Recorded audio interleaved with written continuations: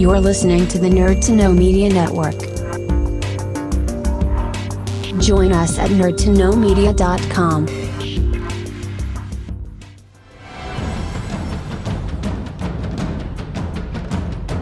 Broadcasting from the Blanchistan Center, this is Phoenix FM. The internet is a communications tool used the world over where people can come together to bitch about movies and share facts. According to the Nerd Index, you should be upside down in a junior high toilet around the clock. This is We'll do it live! Time goes in, time goes out. Never miscommunication. It's over 9,000! My name is Foxy. The balls are in there.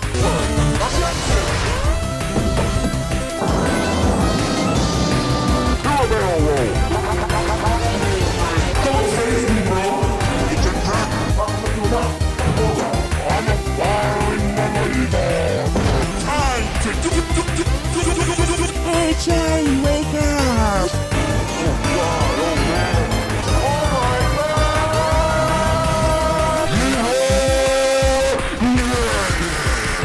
Hello, and welcome to this week's edition of the Nerd to Know Basis show, airing on Phoenix 92.5 FM and on Spotify and all over those wonderful places on the internet. My name is Kino Calicorn, and with me, as always, is... Ahoy, it's Darragh O'Connor. How are you? Ahoy, hoy. I am very good. It's wonderful to be here, as always, and we've got loads and loads of stuff to cover. I believe we've got film reviews, we've got Paramount Plus, we've got possibly some Star Wars stuff if we had time. But first of all, Darragh, you having an all right week, yeah? Kind of, yeah. I mean, better than last week. It turns out I had the Rona part 2. I just thought it was hay fever. It wasn't. So yeah, that's why I wasn't here last week. I had COVID. It was not fun. I mean, I think loads of people seem to have it now. So yes, it's certainly heading that. It's entering the conversation again, which is a little bit ominous. It is. I mean, public service announcement. If you have a cough and hay fever, it's not hay fever. Or it might not be, because in my case, it wasn't. I was like, I have the worst case of hay fever ever. And then I, got the cough and did a test, and I was like, oh, there we go. So that's why I wasn't here last week, folks. I do apologize. But obviously you and Kev killed it, so it was a really fun show last week. So congratulations. That's very kind of you. Yes, it's funny watching the tone change depending on which pairing ends up running it. I mean, it was funny. It was we were talking. Oh, we'll do the 150 show, whatever. And then it turns out that either we're all sick, we're all tired, or whatever, we can't do it. So we were talking before we went on air, obviously, about doing something around the 150, because obviously we want to do something special. 150 is a big mark. So what we have obviously submitted our application to DCC Dublin Comic Con. We're going to try to we're obviously going to do a panel at that, hopefully, because we've submitted it. But we're going to try to do something there. So I don't know, or something around there or whatever. So stay tuned. Keep an eye on our social media.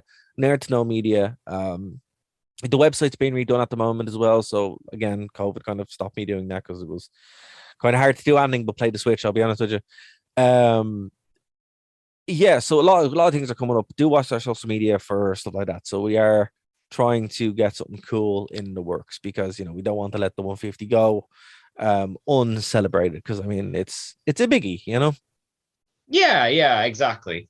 Actually, just since you brought up Dublin Comic Con, I wasn't planning on talking about it, but the guests are starting to kind of pile up there. They are, yesterday, Charles, I hope I'm pronouncing this right, Martinet, who is the voice of Mario, Luigi, all those kind of characters, is going to be there. Yes. My kid and my nieces and nephews are very excited about that. Very Felicia cool. Day has been announced for a while now. One of the actors from Fantastic Beasts and Where to Find Them. Haldir from Lord of the Rings. It's starting to kind of get a buzz about it, which is nice about this time of year. I mean, it's going to be great. We're going to try. We have a great partnership with DCC and Geek Ireland, so we're going to try and get someone on to talk about it in the near future. So again, keep an eye on the social media, folks, because we have a lot of plates in the air, and we're trying to get all this stuff done, because it's kicking into high gear again. Yeah, but we'll be there either way, more than Absolutely. likely. Yeah, Absolutely. Yeah. I mean, it was even though we weren't doing anything at the last one, we were still there, and it was still a great time. So I mean, it's all good crack, you know. But here's the thing, right? So we have a lot of tech news to get to, and literally before we went on air, so we tape on a Wednesday night, and sometimes we go live on a Wednesday night over Twitch and YouTube. There was a hack. AMD, the processor, the actual manufacturer of processors, has been hacked. Extortion group allegedly has more than 450 gigs of AMD data. This comes from PC Gamer, published the 29th of June 2022. An extortion group known as Ransom House claims to have more than 450 gigs of hacked data from AMD. What's surprising about the hackers appears to have acquired this data using a ridiculously simple password to protect its networks from intrusion. Apparently, at least some of the passwords were no more complex than password. That's right, password. Folks, this is why you should go into cybersecurity. This way hacking will always be a thing, because people be stupid. Don't use password as your password, and you should use multi-factor authentication, because holy hell, that's not good. Yeah, because I was watching sort of this video by someone named Dan Olson on YouTube, and he was breaking down Bitcoin, and he basically explained that, now I'm not a cyber person personally, I'm very much outside that, but like most people assume that hacking is like done by someone using a computer to sort of interrupt something and get around a firewall or something like that, and more often than not, it's actually just finding out what your password is beforehand through some dubious means, and then just accessing it in a legal way, isn't it? I mean, here's the thing, right? What makes more sense? Scaling a massive wall or looking underneath the map for the key? I mean, you can do it, but why would you? I mean, that's the thing, you know, like companies will spend billions of dollars on these super crazy next generation firewalls and super sexy monitoring tools, and then they'll have some guy going, yeah, password's password because I can't remember anything else, and there you go. I mean, that's what happens, and that's what happened here. You know, we covered the HSE hack. It was something very similar. You know, I mean, this happens again and again and again, and there's only, and the thing about it is like humans are easier to hack than people, so that's who you hack. You know, it's called social engineering. Well, I mean, to be fair, to give the people who, like, you know, have password as their password due credit, we have an unprecedented amount of passwords that we have to remember these days. Well, see, across all our social devices and all that kind of stuff, you know. Well, see, what I will say, and look, and there are some tips, right? So not to go too much into it, because I think, you know, but when something like literally this just happened as we're going on air, which is why I bring it up, because, you know, I'll talk about something else. But I mean, here's some things you can do, right? Enable multi-factor authentication on everything, right? Multi-factor authentication is, you know, you get text message to your phone, you use an authenticator app, whatever, AuthE, and then they send you a one-time passcode, and boom, there you go. I mean, that's something that you should do. If you are going to use password as password, you shouldn't. Don't use make sure you're using another form of authentication, because even if someone gets a password, it's still very difficult then to clone your phone or whatever like that, right? So that's what you should be doing. And that's what these should be doing. I mean, AMD, it's surprising that like a corporation like AMD doesn't have set cybersecurity policies in place, which would make this impossible. But then again, you know, when you've worked in this business long enough, you see stuff like this and you're like, whoa, okay. And I mean, it's way more prevalent than people would think. So I'm not shocked, but I also really am that it was password. I mean, there was a really major hack done a little while ago, and the password was again password as well. And we're still feeling the effects of that now. That was the SolarWinds hack from a couple of couldn't even do some random capitalization just to spice it up, maybe. No.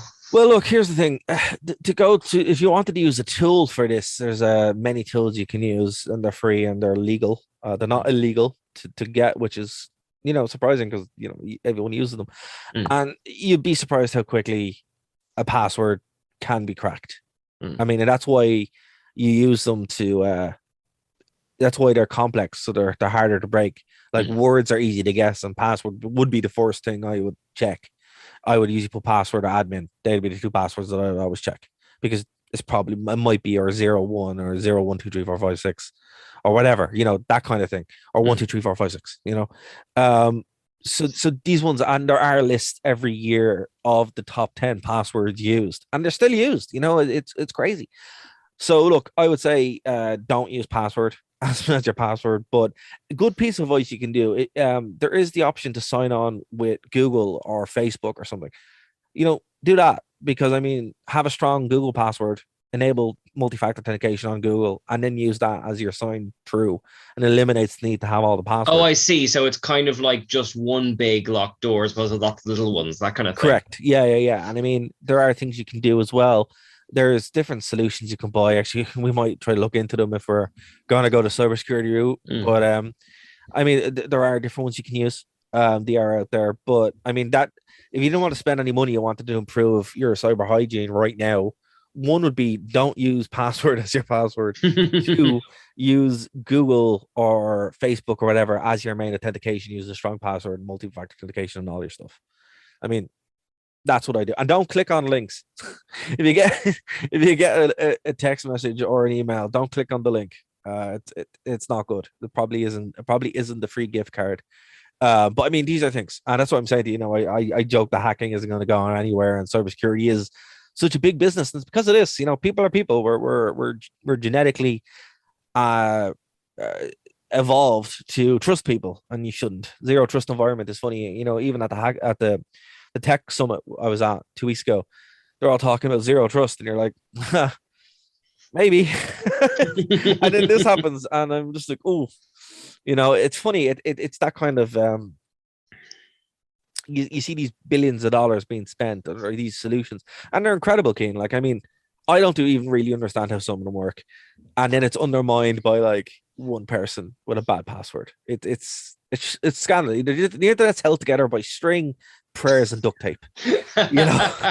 So poor AMD, they're gonna have a bad day tomorrow, and probably for the rest of the month, trying to explain this and clean it up. But yes, that if you want to read more about that, go to pcgamer.com and you can check out the new details that are coming out. So excellent. Well, thanks for that public service update. I'm not as up on the tech stuff as you, so I'm always thrilled to hear about it. But speaking of things I haven't heard of, I believe there's a film you want to review on this episode. Well, before we get to that, I have an apology to make, Keen. To yourself, Katie, and Kev. Oh dear. So as I said, when I was sick, I pretty much just lay in my bed playing Switch, and I got a Switch after I see, vehemently being against them. I was like, no, I don't want a Switch, blah blah blah. And I got one before I went over to Rhodes because of in Paris, there's a lot of waiting around, and I was like, right, I want to play KOTOR 2. I ended up playing it on Android. But the Switch is just, I was like, oh, what's the point? And I was talking to my friend, actually, friend of the show, sometimes on the shows, Keith from Horrenda. I was like, will I get a Switch? And he goes, yeah. And he goes, basically, you can play last generation games on the toilet. Obviously, when we're on tour on that, you're doing a lot of traveling on the bus, so you have hours where you're just on a bus. Or you're waiting around or that. And I've been looking for a good handheld for a while. The Retroid, which is a €100 Android console, is actually really good. Screen's a bit small, but it plays kind of everything. But the Switch, the Switch Lite now is just incredibly comfortable. It's just kind of, it's in your hand. It's great. But what I found, and that would have been the end of it. But what's interesting is I've actually done something that I haven't done in a long time, and that's actually play games and complete them. And it's weird because I haven't done that in years, because usually you're sitting there and you're like, oh yeah, whatever, I'll go do something else. But with the Switch, you're like, you can do other things, like you're watching a movie, or you're waiting for a bus, or you're on a bus, or you're on a train, or you're able to do other things while playing these games. So I've completed like 3 games in the course of 2 weeks. And that's strange for me because I have no time to do anything. But the Switch allows you to do it. So, fair play. It is a great console. Yeah, actually, I want to borrow something that Kev said to me casually back when we were both in Eason's. He said that the Switch is the most comfortable console to play and just put down. Yeah, And exactly. that's stuck. That's And it. now, which on a side note, makes putting cloud games on it deeply stupid. I agree. But I think he's absolutely right in that it's great. You can just like, because like I've got a kid at home. It's great to be able to just pick it up, have a game going in 20 seconds, put it down if something gets thrown across the room. No hassle. It's got loads of storage. You can get games downloaded onto it cheap. I got the Lego Star Wars one for like 25% off, something like that, with the DLC included. So games are dirt cheap if you download them. Yes. Like, yeah, it's just, and I know you probably have a Switch Lite, but I love just being able to pop it into the TV. It's got two controllers with it that you can play with friends over. Again, I Kev over playing like a week or two ago. Like, it's both a really comfortable handheld and it's also incredibly social, which is a rare thing for a console, you know? See, that's very interesting. Like, I mean, I would never plug it into the TV. That's the problem. I don't want to plug stuff into my TV anymore. I mean, I find it very restrictive. That was the problem I was having with some of the PS5 games. Actually, like Hades is a prime example. Hades is a phenomenal game. I just couldn't get into it. And even Scott Pilgrim, the replaying of Scott Pilgrim, I'm like, I can't get into it because when you're playing I don't know what it's like for you, but when you're playing video games, you're like, I have an hour to play a video game. I wanted to maximize that time, and with the result, you're not being patient. You know, you end up just defaulting to scrolling through the store or playing something stupid or whatever, right? With the Switch, you're like, no, I can actually, because you're doing something else, you're able, or you're using it to pass the time. You're actually able to, you know, bang through a couple of levels on Hades or play the same thing on Scott Pilgrim, you know, and you're actually able to finish these games and be like, whoa, I actually finished that game. So, I mean, fair play to the Switch Lite. It's great, you know, and I mean, obviously it seems to have different things for different people. And also, I think I picked the best time for it because within a week of me getting it, the Nintendo sale happened. So I was able to pick up. I was able to pick up pretty much all the games that I wanted for a fraction of one of the games. Yeah, and actually, by the way, just to assure everyone, we're not sponsored by Nintendo. We're just fans. Hold on. I hate Nintendo. That's the worst thing. It sickens me that I bought this. Well, it's such a phenomenal console. I mean, I know, and actually, you probably haven't come across it yet, but they give you points back for everything you buy, and it's pretty generous. Yeah, it's not more bad. often than not. Like, you know, I'll have like a tenner or something like that just sitting there waiting since my last transaction that knocks a bit off the price. You know, I mean, that was the great thing about the sale because you'd spend, you know, you'd buy a big game, just say for like down from like 80, which is crazy. I mean, the game should not be €80. I'm sorry. Like Bayonetta was like 60 quid or whatever. I'm like, I'm not paying 60 quid for Bayonetta. But you'd pay 30 quid for it. And then you get the second one for free. But then when you do that, you get you get a bunch of coins so you can actually like trade them in. And I mean, that's fair. But I mean, they're going to have to look at the pricing on that. Like, there are things you can do. I'm surprised about that because Bayonetta they sold that and the second one together on cartridge for relatively cheap. Yeah, but here's the other thing I'm running into as well. I'm also kind of enjoying not having cartridges in it. You know, like I have a couple of cartridge games, Skyrim and stuff like that. But yeah, I mean, it's just one of those things where I think Nintendo actually hit the sweet spot here. And yeah, while you can't play all the games on it, you can't play I mean, I have a PlayStation 5, I have a high-end PC, and I'm playing on the Switch because I'm using the Switch more. Yes, it's just very accessible, isn't it? It's just, and I mean, like as you said, you know, you can put it down and then pick it back up again. You can play a bit here, play a bit there, you know, take it with you. I mean, it's just phenomenal. It's exactly what you wanted to be. Now, you know, and it comes to the Steam Deck.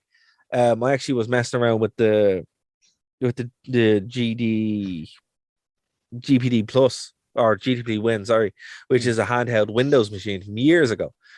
I was talking to Bryn actually, and he was like, "Hey, you should try this version of Linux." And I did, and it's a nice little Linux box now, and it plays a couple of games. It plays like a lot of games actually, and it's quite good. But I mean, I still put that back and went back to the Switch because the Switch is just, it's perfectly balanced. It's comfortable, like the Switch Lite. It's incredibly comfortable to play. The screen is nice. I mean, it's everything you want. And the Steam Deck, obviously, I don't have one. I haven't even ordered one. And I'm like, will that be the same? Probably not. I don't know. Maybe, but I don't know. Probably not. I mean, it just seems like there's enough processing power there. There's enough of everything there to just make it run. And like, yes, apparently some of the games are a train wreck on it. I believe WWE 2K18 is a complete train wreck, which is why they didn't put WWE 2021 on it, or 2022, sorry, on it. Well, that's actually what I wanted to bring up with you, because earlier you mentioned KOTOR 2, and Geek Ireland were reporting that there was a bug in it where actually on the Switch you cannot finish KOTOR 2. Yes, you can't. That is true. Yeah, I mean, I read that too, and I was kind of like, oh, I'm glad I got it on Android, because on Android you can actually install the restored content mod on it just yourself. But again, that requires a bit of research. Yeah. I mean, the reason for this is very simple. They released a bad port and didn't fix the port. Yeah, which is a shame, because I played the Knights of the Old Republic 1 on the Switch, and like, it was fine, like you were saying, it's such a long game, but if it's on your lap while you've got the TV on, or you're doing other things, like suddenly all the kind of annoying grindy bits just kind of flow through, But see, look, the difference between KOTOR, and it's funny because I had the opposite problem. KOTOR 1 on Android you can't play because it keeps pinging home. So I mean, you can't play it out and about because it's like, oh, you need an internet connection. It's like, okay, that's really annoying. But on the Switch it doesn't do that. You're like, okay. But then with KOTOR you can't play it, so you it when you're playing it on the Android it does call home, but when you install the restored content mod it wipes it away. So, I mean, it's silly that they do that, because, games should not have that level of DRM. It defeats the purpose. But anyway, yeah, no, I agree. I think, well, I don't think, I know the problem. The problem with KOTOR 2 is that the game wasn't finished the first time. It was released broken.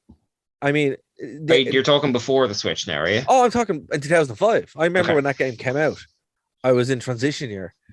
I bought it day one, like, and basically it was released within a year and a bit maybe of KOTOR 1.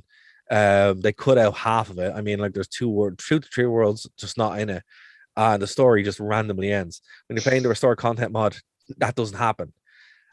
But the problem is, what I think happened here is, instead of fixing it the first time, they just said, right, we'll just release the version we have, hope for the best, and then the DLC, because the DLC was always planned to be the restored content mod. I think their thought process was, right, we release it, we'll get it to run, it'll be fine. And then they're like, we'll focus on getting the restored content mod ported for the Switch, which is what they did and what they're going to do. So I think that's where a lot of that went, and that's why this probably wasn't caught sooner. It's not an excuse, it's not excusable, but that's probably what happened.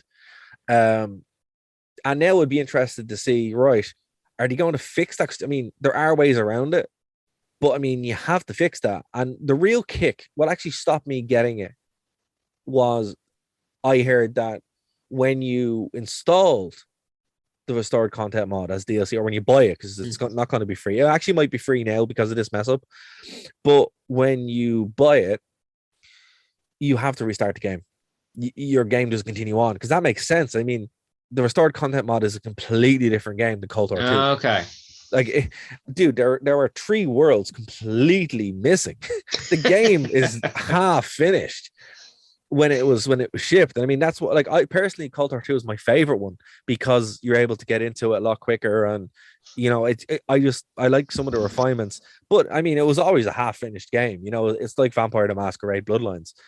Well, it's funny you mentioned that, because what you're saying about KOTOR 2 is very similar to the way games are made now, that your Anthem roadmaps and that kind of stuff, where they kind of release a game with only a few ingredients in it, and if it makes enough money, they'll give you the rest later, Yeah, I mean, well, ahead of the curve by pure greed. I mean, it wasn't greed. I feel bad for Obsidian. Is that what it was in The Simpsons, pulling a Homer, like succeeding through incompetence or something like that? Well, I mean, the guys who developed it, they're a different team. They're not BioWare. They're Obsidian. They're the guys who made Fallout New Vegas. So, I mean, they can do it, and they make great games. But they were just like, hey, we only have like a year to get this done, and then it was kind of shoved out the door. And this is what happened back then. But I mean, the fan community has restored the entire game, and you can get it on Android now. Like once you actually buy the game, you can just download the patch and away you go. So I'd imagine the problem here is they were trying to make that stable on the Switch, and maybe that's what a lot went into it. Because I mean, to be honest with you, when I first heard that the restored content mod was going to be on the Switch, like legitimately, I couldn't believe it. I was like, "Whoa, that's a lot of work." Yeah. And now you understand why it's a lot of work, because the game itself is broken.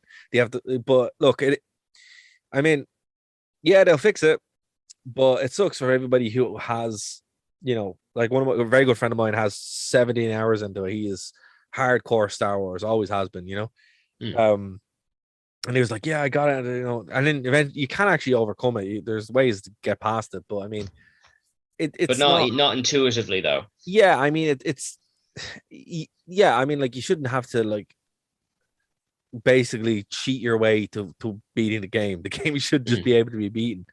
And it's just an unfortunate thing. It's a similar story came out there on Upper Echelon Gaming, and it's picked up by the Watching Post for that. I got to do with testing on Cyberpunk. Similar thing. Apparently, it was the way they tested it didn't reveal a lot of the bugs. And I mean, this stuff can kind of happen, but I don't think anything malicious here was intended. It's just no, of course not. They were always dealing with a broken game, and this shouldn't have been unexpected. It was just kind of like, whoa, the fans fixed this 15 years ago. Yeah, where were you? But yeah, I mean, I haven't bought KOTOR 2 yet for the Switch, because there's no point. Like, I'll get it when it's, one, cheaper, and two, when it's fixed. But yeah, I mean, if you really want to play KOTOR 2 now, my recommendation would be get it on Android, pay whatever it is, I think it's like €9, and then get the restored content mod and install it yourself. Boom. Awesome. Well, listen, I've got more Switch games to talk about, but since I did flag it earlier, I want to hear about this film you were telling me about before we started. Yeah, so I went to go see The Black Phone, so the new Ethan Hawke movie. Okay. And as I said, it was a packed screening, to be fair.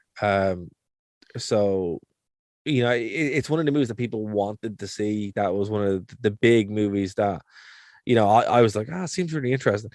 So basically, the premise is based in the 1980s. It's actually directed by the guy who directed Sinister, who is Stephen King's son, which I didn't know. And it's very Stephen King-esque. It makes sense why there's lots of references. Oh, Scott Derrickson, the Doctor Strange guy. Yep, he's Stephen King's son. That explains so much. It does, doesn't it?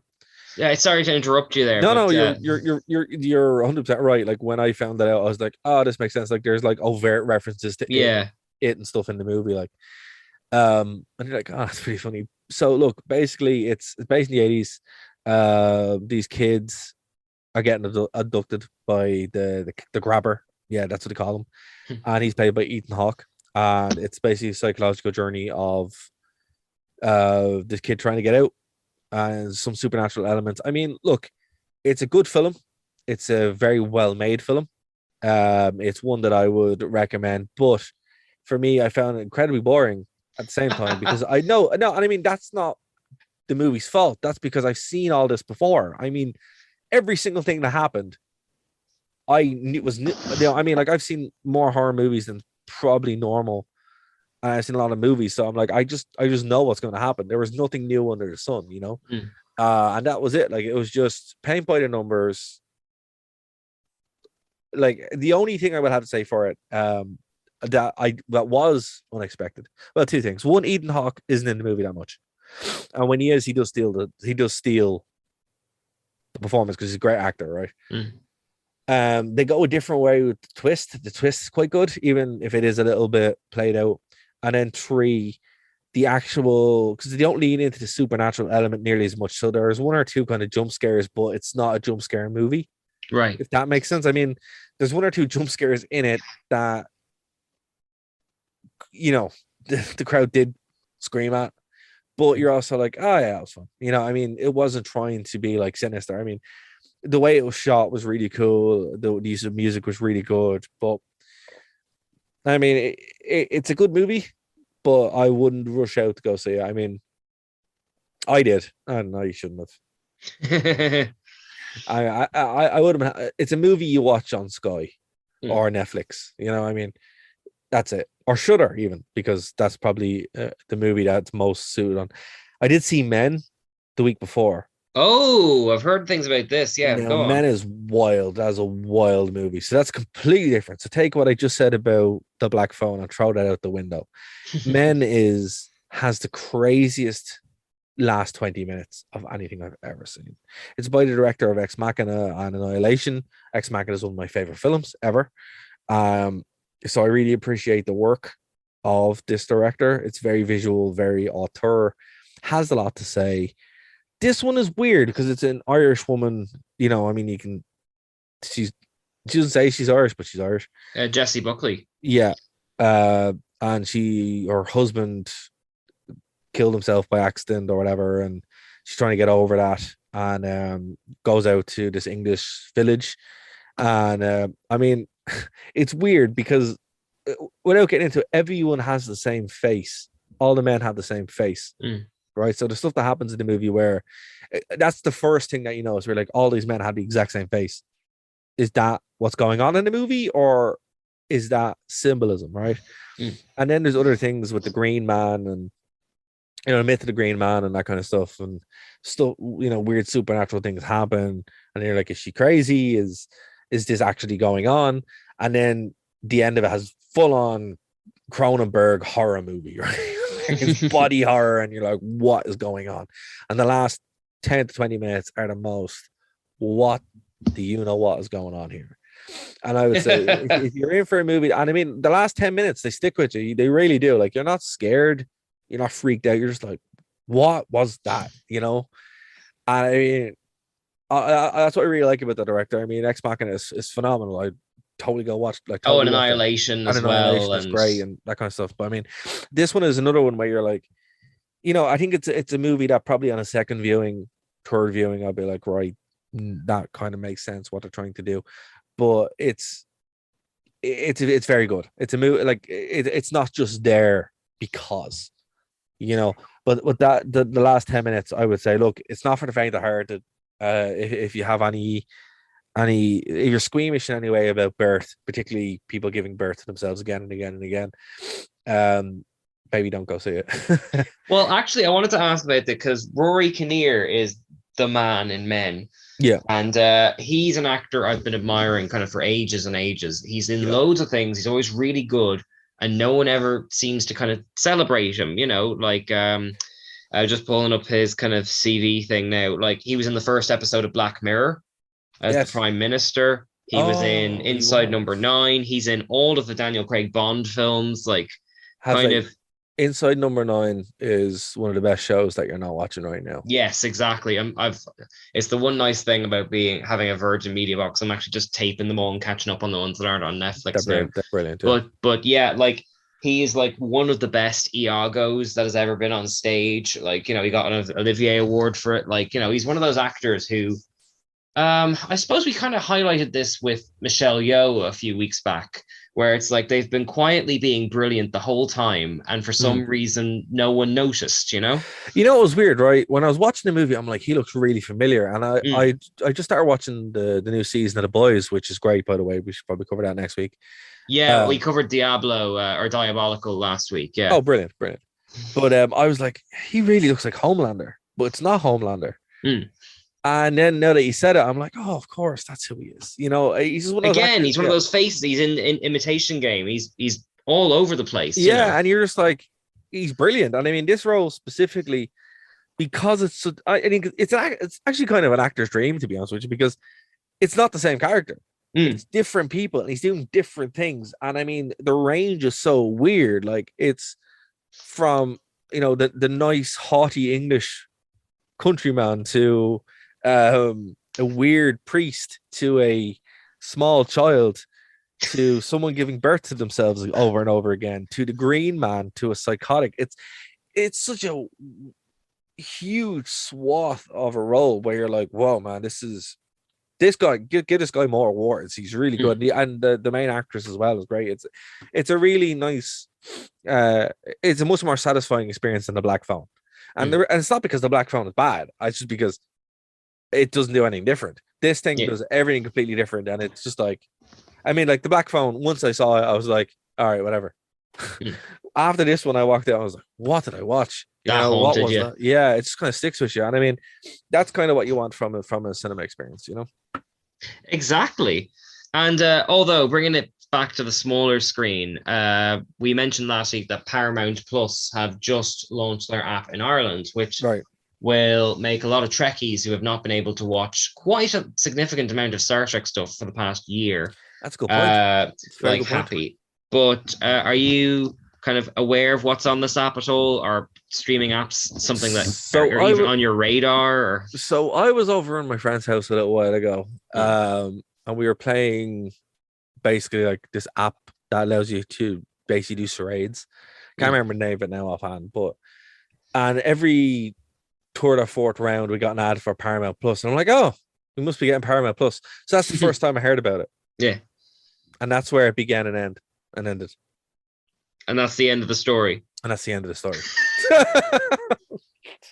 What a story, Mark. I mean, there's literally nothing on it that I would watch. I'll be honest with you. Like, I mean, Halo maybe, but then I saw 1 or 2 episodes. I'm like, oh my god, they've ruined Halo, which is a feat. I mean, because Halo's not really a good story-driven thing anyway. You know, sue me, but I mean, it's really not, folks.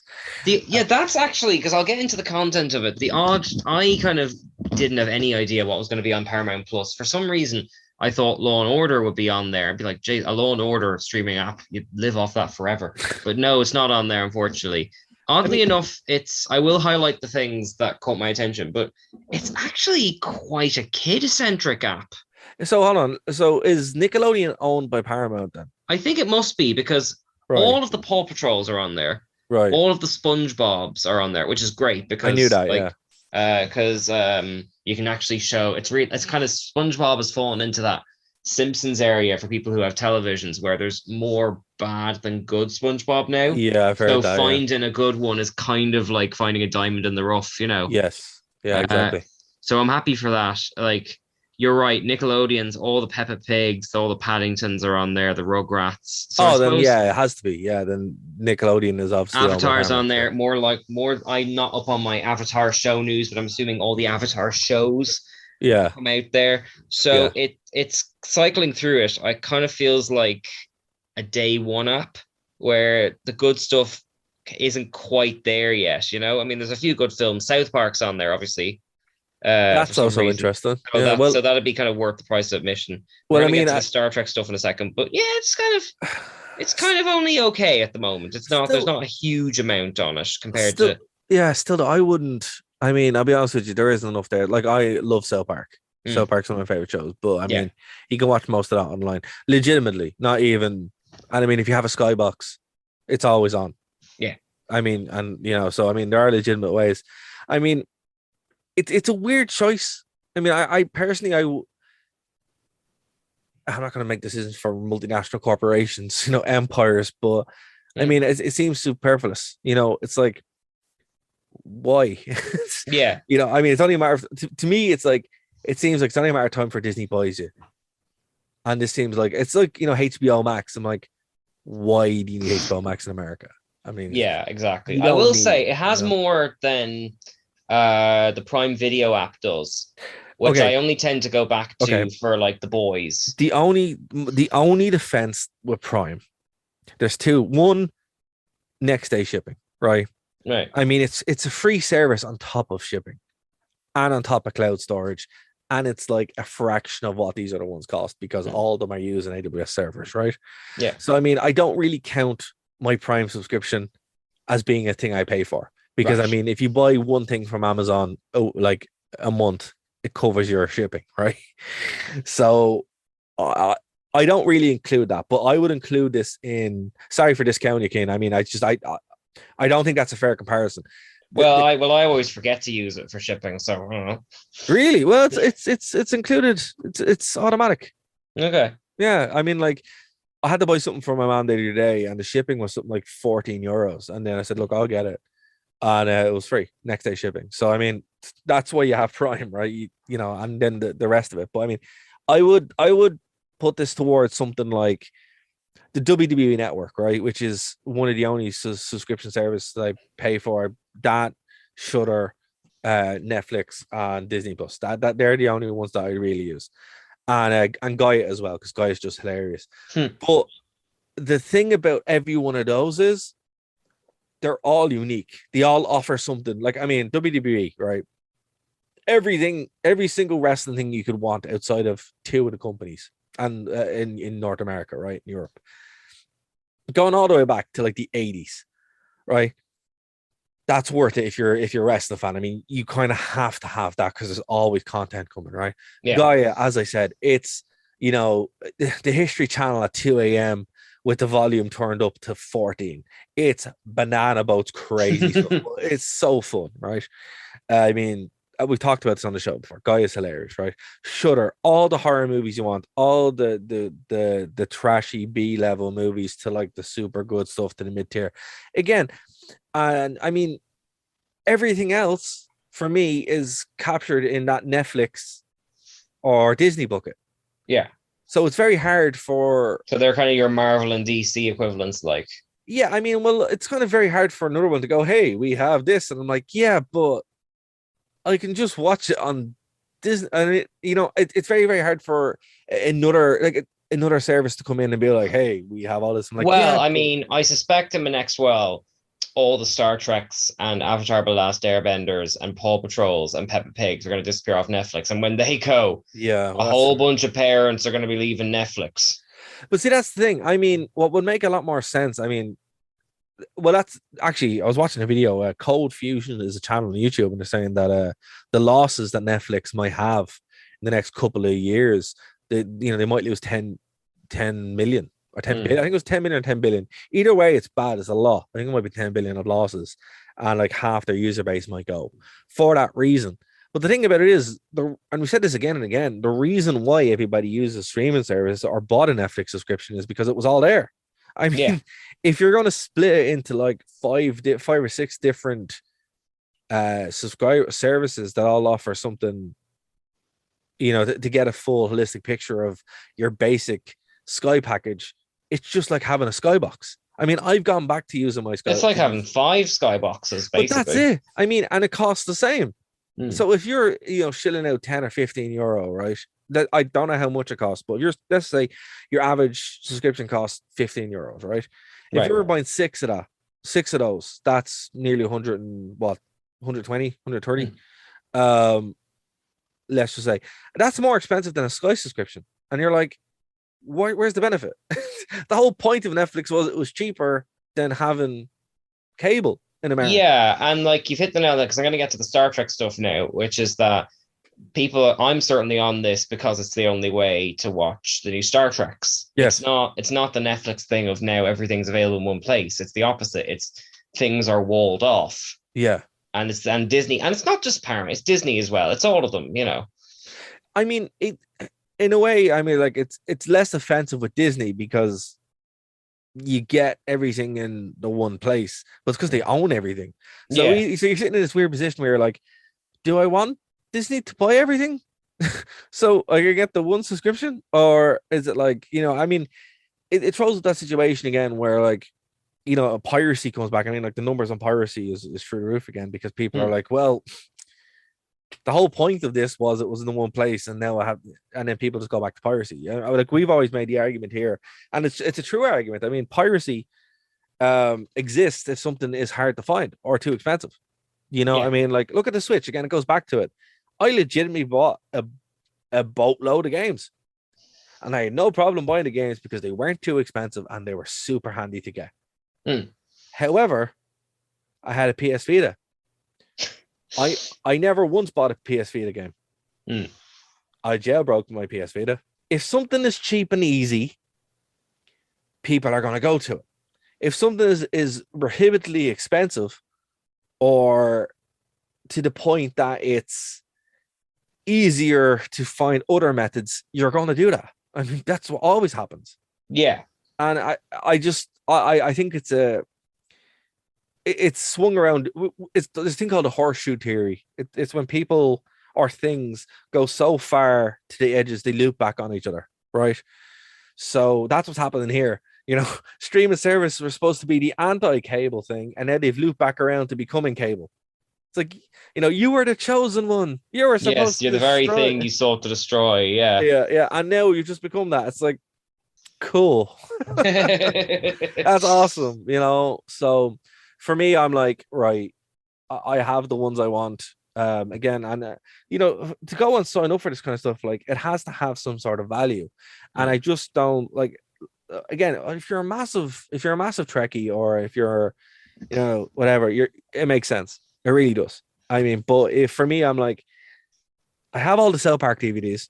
I can just watch it. Nickelodeon, yeah, I have Nickelodeon. I can just watch it or whatever, but I think this is a miscalculation. But then again, as you said, with someone who has kids, if Paw Patrol goes and if all those other kid shows goes, like, you're gonna do it because this, you got it, right? Yeah, exactly. So, and like, I'd have to double check now, but Star Trek shows are on Netflix and they're also on Prime. They're all split across all of them, really at the moment. Which that's a mess. Isn't it just? Yeah, I mean, but I am glad that I got it though, because the new show Strange New Worlds is class. Are you up to date on what it is like? Or... No, what is it? Give me the elevator pitch. Okay, so set in between Star Trek Discovery and the original show with Kirk and Spock. It's Captain Pike, who was the pilot in the original pilot episode. He was the captain, is flying the Enterprise. There's a young Spock, young Uhura. It's them just going on fun adventures in the style of the original show, but with the glossy kind of graphics and things. It's very, very old fashioned. It's just good character writing. It's like fun episode of the week type stuff. Right. You cannot get anywhere. Like Kenobi was a 6-part serialized series, like all that kind of stuff. It's I say retro. It's not like, complete throwback, but like, it's very old-fashioned TV in the sense that you can just watch one a week and really enjoy it, and it ends. And every episode feels different. It's got a completely wildly different tone, and it's just good fun. I miss fun TV. Everything's so serious at the moment. I mean, that's why I like The Boys. Oh yeah, well, The Boys is serious in its own way. Like, it's not really. I mean, it is and it isn't. Like, there was an episode where someone shrunk down and went into someone and then blew up. I heard about that. And it was hilarious. And I was like, this is so ridiculous. It's unreal. Okay, well, The Boys kind of takes very serious topics and kind of attacks them to the point of ridiculousness. Yeah. I mean, but that's still kind of grimy. I'm talking like kind of really wholesome sort of character learns a lesson and everything's sorted by the end of the day type thing. And the characters are all really good. It's delightful to just see people who like each other going on adventures and having fun. That's a surprisingly hard thing to find in television at the moment. Now you lay it out that way. Yeah, it is very hard to find that. I mean, South Park is the closest you can get to that. What have we learned today? Or I guess I've learned something today. I mean, look, as I said, and there is a market for it. It sounds pretty cool. And as someone who would be a fan of the OG series, that would be really appealing. Like, again, for me, I'm like, yeah, cool, but I'm not Trekkie. So. Well, I mean, if you don't want to get the app, you can wait for the Blu-ray. But like, it's very clearly like, this is a show that, unlike all the other Star Trek shows, fans begged for. Because Pike and the young Spock were on Discovery Series 2. And like, the usual thing, oh my God, they recast Spock. I hate it. Go to hell and die, whatever. But instead, they did it. And these actors and these characters were so likable that when they left the show, everyone wanted them back. Interesting. So people begged for this for years and years and years. And only now, like 3 or 4 years down the line, like, it's come out. And it's very clearly made with like, they're not trying to be kind of inventive and clever and rewrite the book and all that kind of stuff. It's nice, kind of wholesome, old-fashioned Star Trek fun without kind of being pandering. Like, they've got like lots of little inside jokes. Like, one of the crew is like Kirk's brother, which is a reference to the fact that in one of the old episodes, Kirk's brother, I'm waving my fingers here, dies. and it's just William Shatner and a mustache. So here, someone look like Kirk turns up in a mustache. You know, it's inside joke humor without being kind of exclusionary. You know what I mean? Like, it's just good, wholesome fun. You know, I mean, that specific kind of thing is the justification for streaming services. Yeah. I mean, like, that's kind of the unique selling point that I was kind of getting at, where it's like, hey, like, it's like the WWE network, right? If you like wrestling, you are going to need the WWE network because it has all the stuff, you know, good or bad, it has all the stuff, you know? And I mean, if Paramount is literally just, this is where all the Trekkie stuff is, and we make more of the Trekkie stuff that you like, you're going to buy it because it has all the stuff. Mm. And I mean, that's a good marketing strategy. You know, I mean, if that is the way it is, then that's cool. Well, and not quite. You know, they don't have Picard, which is on they will Prime, eventually, though. But they will eventually, probably, yeah. It'd be like what happened with Marvel, where, you know, it took them a while to get it, but eventually. Oh, like the stuff on Netflix and all that. Yeah. It'll all eventually work its way back to one area. Yeah. But we have 5 minutes left. Yes. Would you like to talk about the Kenobi finale or Lego Star Wars? I'll say something very quick about Kenobi, and then you can go to Lego Star Wars, because I haven't played Lego Star Wars, but really quick about Kenobi. Yeah. The last episode is the best part of it. I mean, it's completely unnecessary. Kind of canon destroying. It is what it is. I mean, look, it was cool to see them do the thing that they did. The fight was cool. It had its moments, but the sooner better. Hold on. So there's a Game of Thrones rumor. The rumor is they're going to, now again, this is completely wild. This was another thing that happened just before we came on the air. They're talking about reshooting 7 and 8, or doing season 9 where 7 and 8 is a dream. Okay. Because there's there's no appetite for Game of Thrones. And I'll be honest with you, my dad was saying, "Oh, there's a new Game of Thrones series," and I'm like, "Yeah, okay, whatever." And Matt Smith's in it, though. He is. Which means it's going to be good, but also means it's going to be doomed. Yeah, the poor man cannot catch a break. Last Night in Soho is great. Everyone should watch it. But yeah, and I mean, if that happens, great. I mean, that's what they need to do with Star Wars. They need to just pretend like all of it was a dream, and Luke wakes up, and then they just never talk about the Skywalkers ever again. And they do something else. And I mean, like, just literally do not. But the thing is, what they could do is they could then do these Kenobi series where, look, what I wanted, you know, they're during the Clone Wars, or, you know, it's flashbacks with Darth Vader, and he's like meditating. He's like, oh, you know, these kind of things. There's stuff you can do that they did little bits of in Kenobi near the end that the whole show should have been. And I still firmly believe the way to save Star Wars is they release something like a mini series, and it's all a dream. They wipe everything that happened. Luke wakes up. Kyle Katarn is like, Master Skywalker, we got to go do something. And then they go off, and then, if you know, rewinds back, and they do something in the Old Republic. Or do a parallel universe thing. Or do anything, because and have 7, 8, and 9 appear in a parallel universe or something. Exactly. Or it's a Force vision or whatever. I mean, because if they do that with Game of Thrones, which that's the only way you're saving Game of Thrones, because that is doomed otherwise. Because I have no interest in it, because I know how it ends. It's terrible. Oh yeah, but if a new book comes out, they can just reboot it, you know? Yeah, but not for another 10, 15 years. You know what I mean? Like, they could actually just reboot it now with a season 9. And I think they should do the same thing with Star Wars. Be like, look, parallel universe, the world between worlds, use that, and then write yourself out of that horrible corner that you got yourself into, and then there you go. They have a fresh thing. Don't go near the Skywalkers. Like, literally, that's the kiss of death. You know, anyone who read the EU knows that's the kiss of death. You stay so far away from the Skywalker, you don't touch them. They're radioactive. You do something miles into the future or miles into the past. Do not go near the Skywalkers. Yeah. And actually, there's connectivity there, because weren't the guys writing Game of Thrones supposed to be doing Knights of the Old Republic film? They wrapped up Game of Thrones quicker to do it, you know? Yeah, and then they end up losing it because of their reaction to Game of Thrones. So I mean, kind of shot themselves there, you know, in the foot. Like, and it was like poetry, it rhymes. Well, that's it. I mean, look, this is the thing about Disney. right, in Star Wars. Anyone, they should have had somebody who knew this with the EU. That's why 20 years ago, they're like, we're not done. I will warn you, you have 1 minute, so make your salient points. Anyone who read it, 20 years ago, they're like, there's no point going near the Skywalkers because they've done everything. You just repeat itself over and over again. And that did happen. The future of Star Wars is in the past and in the future. It's not with the Skywalkers. And that's what they need to do. And the only real way to do that now is by wiping what they have, doing the parallel universe. And funny enough, it looks like Game of Thrones might actually do that, but there we go.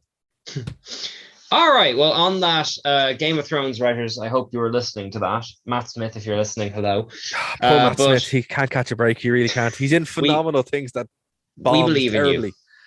In you. If it can happen for Rory Kinnear, it can happen for you. Last night in Soho is fantastic, and nobody saw it. Nobody saw it. You saw it. Yeah, you and me. That's two people. just in a cinema clapping at the end. Brilliant. Masterwork. Unfortunately, we are out of time. Once again, I apologize for not getting to Lego Star Wars. I will cover it eventually because it's well worth discussing. Okay. But we will be back the same time next week. Oops. Sorry about that. You have to edit that out there. Yep. We'll be back at the same time next week with more updates on our big 150th celebration, which if we just push it back far enough, we'll just become a 200th. It's fine. But until then, I've been Cian. I've been Darragh. And we'll see you next time. Bye. Bye. Join us at nerdtoknowmedia.com. All right, so you're listening to the podcast. You're like, hey, I'm not in Ireland. How do I get in touch? Well, TuneIn has you covered. That's how you can check us out live when we're on the radio. You go to TuneIn and download the app, or you can check out the live streams on nerdtoknowmedia.com or Phoenix 92.5 FM. If you want to get in contact with us, it's very easy. Nerd to Know Media everywhere. Nerd to Know Media on Twitter. Nerd to Know Media Instagram. Nerd to Know Media on Twitch. Nerd to Know Media at gmail.com if you want to reach out via email. Hope to hear from you soon. Hey, Darragh, what are you doing over there in Ireland? Like with the freaking leprechauns and everything. That's not cool. You should be over here with the cosplayers. At least then you could, like, I don't know, pretend like you got, I don't know, some kind of thing going on. Yeah, with you give me a Brooklyn wave. Yeah, with you. Darragh. Darragh? Yeah, Darragh. Why ain't you over here with Joey? Anyway, we missed you, dude. So, this is Uncle Rebo saying, I love it. All I do is just believe in the... Thank you for listening to a Nerd to Know Media production.